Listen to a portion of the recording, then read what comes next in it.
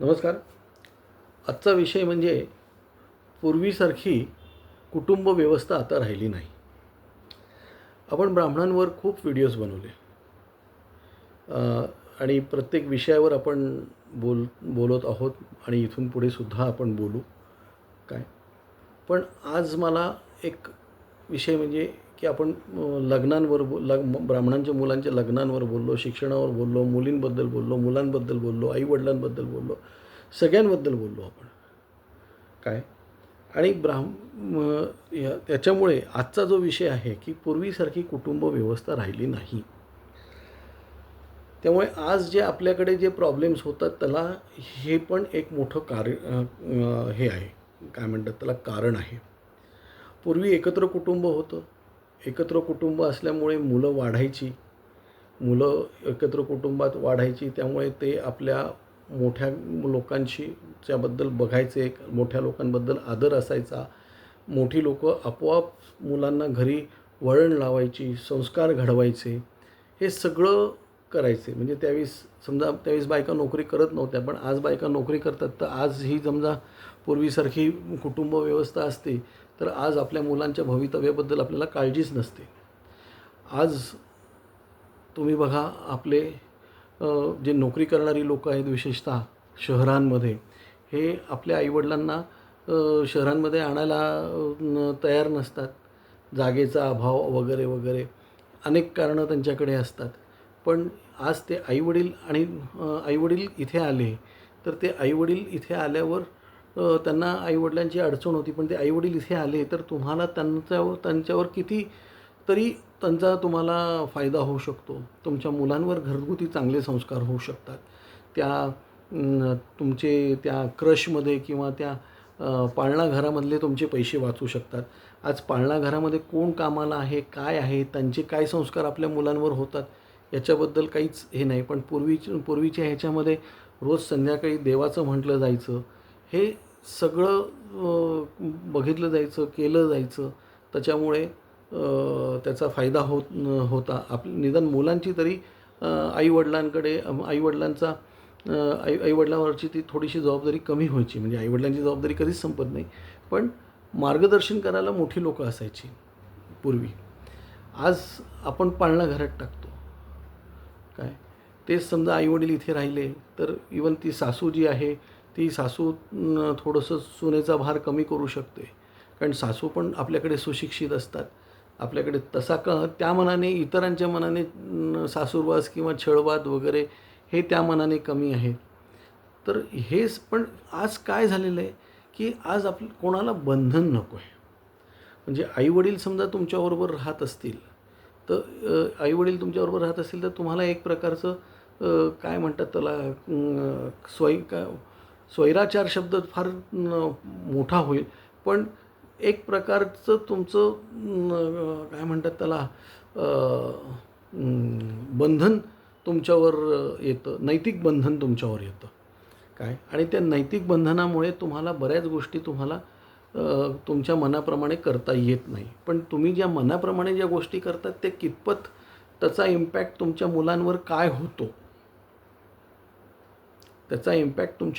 काय होतो, आणि ती जी काही परतफेड आहे ती कशी असते ती तुम्ही बघा आज.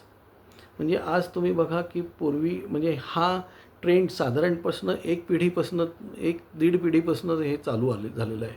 विशेषतः मुंबईमध्ये जे नोकरी करणारी लोकं होती, नोकरी करणाऱ्या बायका होत्या, ज्यांच्याकडे सासू सासरे राहत नव्हते वगैरे, आज त्यांची वृद्धाश्रमात राहायची वेळ आली आहे. आज वृद्धाश्रम हे सगळे ब्राह्मणांनी भरलेले आहेत. समजलं का? ब्राह्मण म्हातारींनी भरलेले आहेत तुमच्याकडे. त्या मानाने तुम्ही बघा, वृद्धाश्रमामध्ये इतर समाजातली लोकं कमी असतात. म्हणजे एखाद्या काका काकू किंवा आत्या मामा मावशीला सुद्धा लोकं सांभाळतात म्हातारपणी. आज आपल्याला फक्त आईवडिलांची इस्टेट लागत असते लोकांना, पण आईवडिलांना सांभाळायला आपण तयार नसतो. ही खूप मोठ्या प्रमाणावर परिस्थिती. आणखीन अमेरिकेत गेलेली मुलं तर ते आईवडिलांना विसरूनच जातात. काय अमेरिकेत गेलेली मुलं तर आईवडिलांना विसरूनच जातात. मी मध्यंतरी आमच्या एका नातेवाईकाला फोन केला होता की म्हणजे ज्या नातेवाईकाला फोन केला होता ते माझं सख्खं नातं आहे. त्यांना सांगितलं असं असं तो आपला एक चुलत नातेवाईक जो आहे तो वारला. वास्तविक त्या बाईनी मी जिला सांगितलं तिने निदान वाईट झालं हे एवढं तरी म्हणायला पाहिजे होतं. तर तिने मी तिला कळवल्यावर त्या बाईंनी मला सांगितलं की अरे पूर्वी होते संबंध, आता संबंध नाही आहेत आणि आता संबंध नसल्यामुळे एवढी जवळीक राहिली नाही. अरे तुमचं रक्ताचं नातं आहे. म्हणजे हे जे अमेरिकेतले हे ज्या बाईंशी मी बोललो ह्या बाईंचे दोन्ही मुलं अमेरिकेत आहेत. दोन्ही मुलं अमेरिकेत आहेत. आणखीन आज म्हणजे इथे बोलण्यासारख्या काही गोष्टी नाही आहेत. पण आज गडगंज आहे, इथे पण आहे, तिथे पण आहे. आज ते साधारणतः त्या बाई 82-83 वर्षाच्या आहेत आणि त्यांचा नवरा साधारणतः 86-87 वर्षाचा असेल. काय इथे एकटेच राहतात. काय अमेरिकेत ते जात नाहीत. म्हणजे जातात वर्षातून 2-3 महिने जातात तिथे, पण ते इथे येतात. आज तुम्ही मला सांगा की ज्यांची मुलं बाळं एवढी सधन आहेत, तिथे एवढं सगळं आहे चांगलं, हे पण इथे सधन आहेत, यांनाही इथे काही कमी नाही आहे. पण एवढं सगळं होऊन हे तिथे का नाही जाऊन राहत, का नाही मुलाबाळांबरोबर राहत? कारण त्यांना ते नको आहेत. तसंच एक माझ्या ओळखीचे हे आहेत, त्यांचा एक मुलगा परदेशी राहतो. मी त्यांना म्हटलं की बाबा तुम्ही का नाही जाऊन येत त्यांच्याकडे?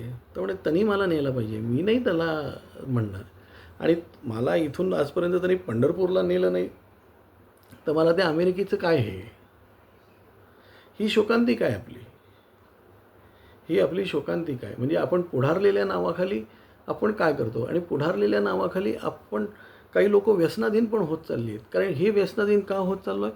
कारण आपल्यावर घरात बंधन नाही. पूर्वी काका काकू आई वडील सगळे एकत्र जेव्हा कुटुंब होतं तेव्हा व्यसन करून घरी जाता येत नव्हतं, कारण वचक होता. हल्ली बायकोसुद्धा 2 सिप तुमच्याबरोबर विस्कीचे मारते. मग त्या मुलांवर तुमचे काय संस्कार होणार आहेत? आज किती नवीन पिढीतल्या मुलांना, म्हणजे एक 25 वर्षाच्या वयातल्या मुलांनासुद्धा किती लोकांना रामरक्षा येतात, किती लोकांना भीमरूपी येतं, किती लोकांना काय म्हणतात त्याला देवी देवता कुठल्या आहेत काय, किती लोकांना आपलं गोत्र माहिती आहे, किती लोकांना माहिती आहे. आणि काय झालेलं आहे की दोघंच जणं राहत असतात, दोघंही कमवत असतात, पगारही अफाट असतात. काय आणि शिक्षण असतं त्यामुळे पगारही अफाट असतात. आणि पगार अफाट असल्या कारणामुळे परत बंधन कोणाचंच नसतं. तर बंधन त्यामुळे पैसा खर्च करताना कोणी विचार करत नाही.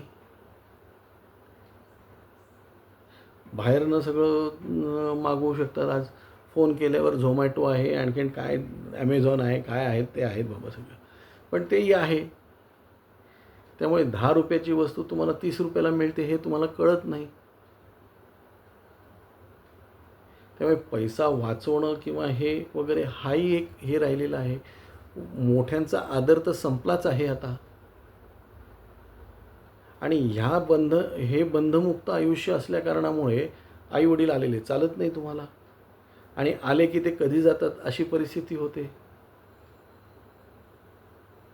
एक तर एकच मुलगा किंवा एक मुलगा एक मुलगी, मग ती मुलगी मुलीचं सांभाळणार का आईवडिलांना सांभाळणार का मुलगा कोणाला सांभाळणार, हा सगळा. आणि आता ह्याच्या पुढची पिढी तर आणखीन वेगळी आहे. म्हणजे यांना एकच मुलगा आहे,